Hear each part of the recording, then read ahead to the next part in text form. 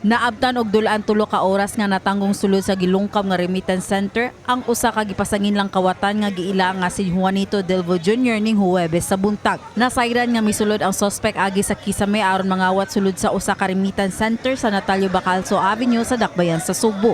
Pasado alas 5 na sa buntag, nadakpan si Delvo human sa gipahigayon nga negosasyon tali sa kapulisan sa Labangon ug nakadesisyon kini nga mo surrender. Ang suspect 25 anyos nga nagpuyo sa barangay Kanduman, Dakbayan sa Mandaue, apan luman nga taga Agusan del Sur. Nasakmit gikan nga Delvo ang 5,900 nga iyang gikawat gikan sa establishmento ug ang usa ka kalibre 38 nga pusil ug usa ka granada.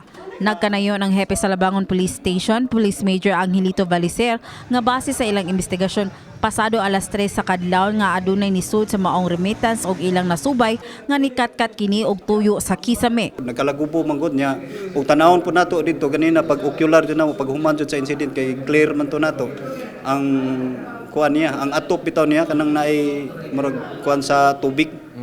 Usa na siya nagkuan nagsige naman og agas niya. Naningkamot po siya nga makagawas, gisigihan niya guba ang dito sa atop kay naglisod naman siya og balik sa iyang giagian. Giangkon sab sa suspect nga si Delvo nga nakasuyop kini og usa ka pakiting shabu ug nakahuna-huna sa pagpanglungkab sa maong remittance. Nadugay siya pagpagawas kay nangita pa og laing makawas sa sulod apan naungot ang pultahan pagawas nga miresulta sa iyang pagkatanggong sa sulod.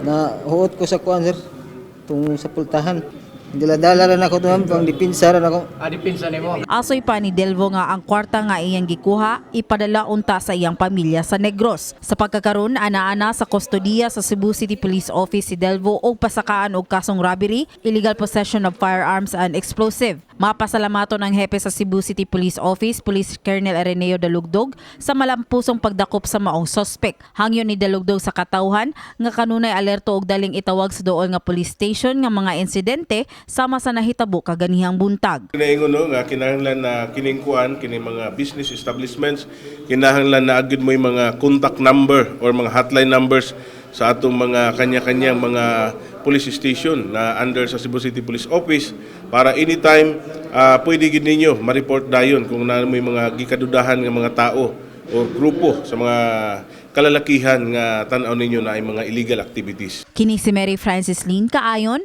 along sa My TV, Cebu.